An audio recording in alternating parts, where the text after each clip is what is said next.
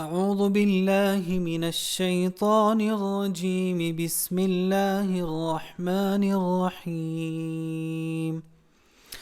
إلا تنفروا يعذبكم عذابا أليما ويستبدل قوما غيركم ولا تضروه شيئا والله على كل شيء قدير. إلا تنصروه فقد نصره الله إذ أخرجه الذين كفروا ثاني اثنين إذ هما في الغار إذ يقول لصاحبه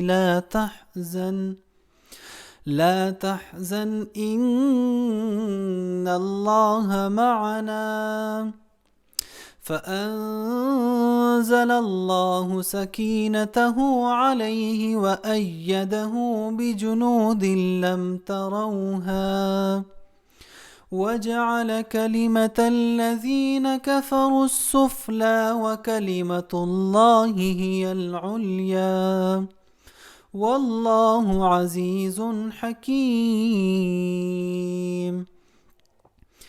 انفروا خفافا وثقالا وجاهدوا بأموالكم وأنفسكم في سبيل الله ذلكم خير لكم إن كنتم تعلمون.